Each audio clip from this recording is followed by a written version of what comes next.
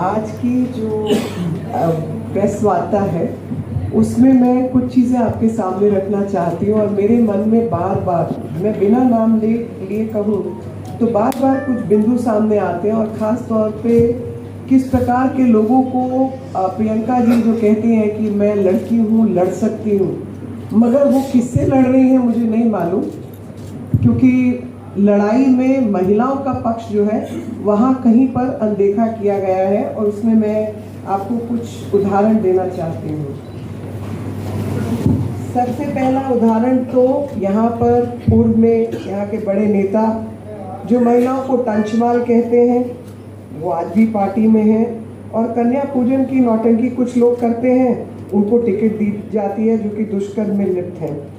ऐसे ही कांग्रेस लगातार भ्रमित कर रही है महिलाओं को, मलिन मन से बिना शर्म के उन लोगों को संरक्षण दे रही है जो कि महिला उत्पीड़न में लगातार शामिल हैं और झूठ बोल रहे हैं।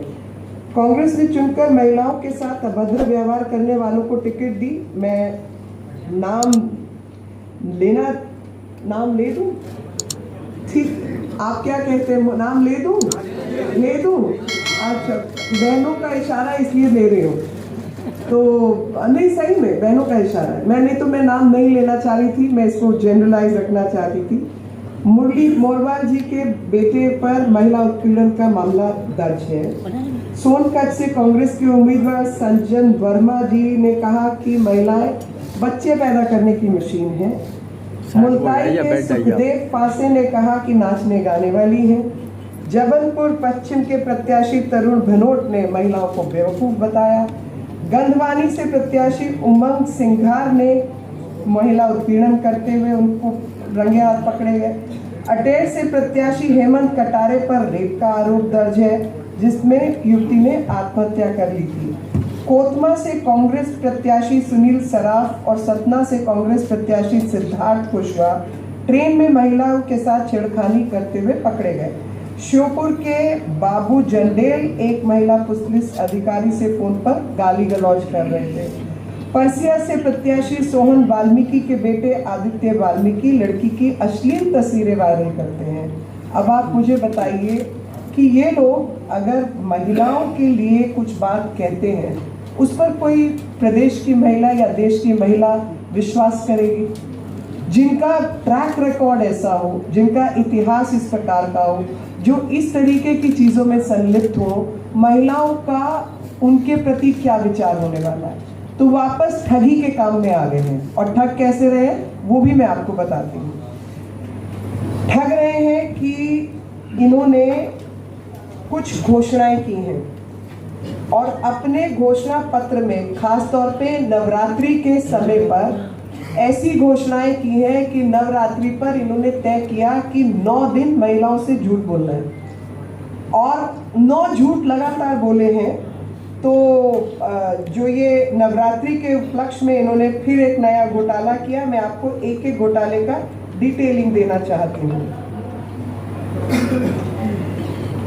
पहला झूठ, विधवा प्रोत्साहन हेतु पुनः विवाह पर 1,51,000 रुपये देने का वायदा। भाई साहब, 2 लाख रुपया अभी राज्य की सरकार दे रही है, ये स्कीम लागू है। कांग्रेस महिलाओं को 500 रुपये देगी पर सिलेंडर पर। दूसरा झूठ, क्योंकि इनके टाइम पर तो सिलेंडर ही नहीं मिलते थे। सिलेंडर पर 500 रुपया तो बहुत दूर की बात है। मैं आपको उदाहरण के साथ बताती हूँ, 450 रुपया अभी की सरकार दे रही है। और इन्होंने जो आज भी जो पैसा केंद्र सरकार पैसा लौटा रही है, वो इन्हीं का लिया हुआ कर्जा है गैस और ऑयल के ऊपर, जो आज तक हम लोग लौटा रहे हैं पेट्रोल बॉन्ड के नाम पर।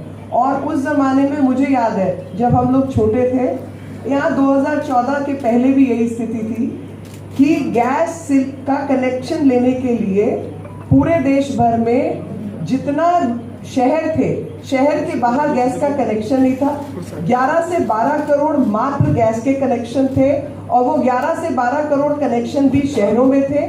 और एक गैस का कनेक्शन लेने के लिए आपको किसी सांसद या मंत्री के हस्ताक्षर चाहिए थे तब आपको गैस मिलती थी, तब आपको फोन मिलता था। ये हालत थी इस देश की। वो आज महिलाओं से वायदा कर रहे हैं कि हम अब भाजपा आपको 450 दे रही है, 500 देंगे। अरे भैया, ट्रैक रिकॉर्ड तुम्हारा क्या है? तुमने आज तक महिलाओं को शौचालय नहीं दिए, फ्री में तुम क्या दोगे? जिन्होंने महिलाओं के आत्मसम्मान की रक्षा नहीं की, लगातार गलत शब्दों का इस्तेमाल किया, उत्पीड़न किए, वो आज धोखा देने के लिए इस तरीके की बात कर रहे हैं। तीसरा इन्होंने कहा कि प्रति माह महिलाओं को हम 1,500 रुपया देंगे। तो लाडली बहन योजना के तहत आज हाथ में महिलाओं को 1,250 रुपया मिलता है और समय के साथ आगे बढ़ाने की जो उसकी प्लानिंग है वो 3,000 रुपये तक की है। तो ये ऑलरेडी ऑनगोइंग स्कीम है। तो ये जो 100, 250 मतलब 25-50% का लालच देकर लोगों को गुमराह करने का, खासतौर पे महिलाओं को गुमराह करने का काम कर रहे हैं। आवासहीन ग्रामीण महिलाओं को आवास देंगे। अरे भैया, प्रधानमंत्री आवास योजना इस देश में चल रही है और उसमें 1 लाख से 2016 या कुछ 2000 के ऊपर का आंकड़ा है जो आवास मिल चुके हैं।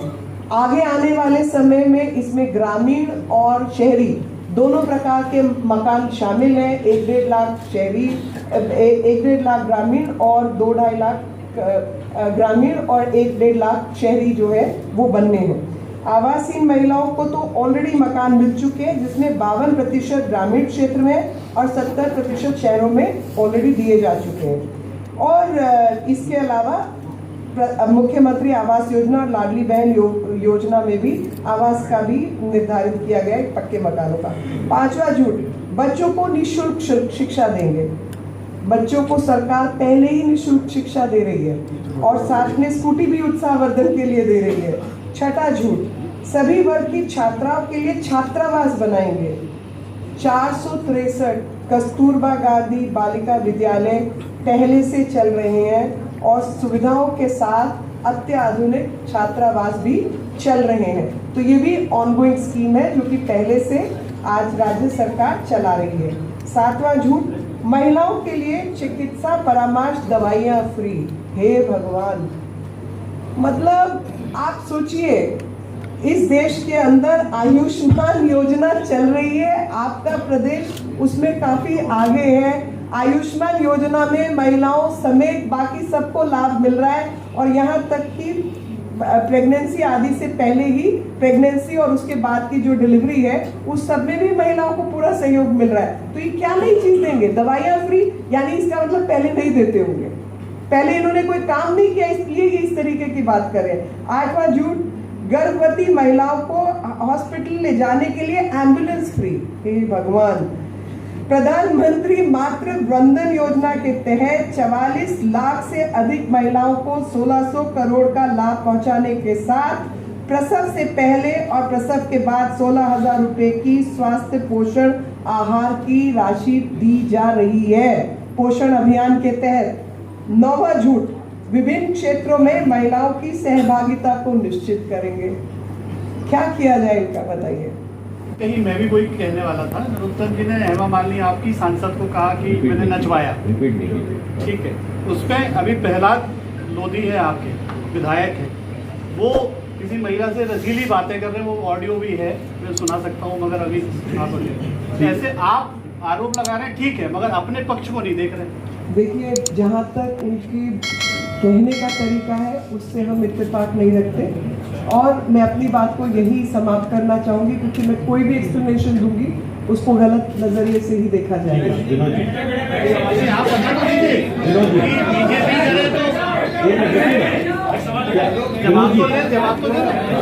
Welcome to our YouTube channel. Don't forget to like, subscribe and share the videos.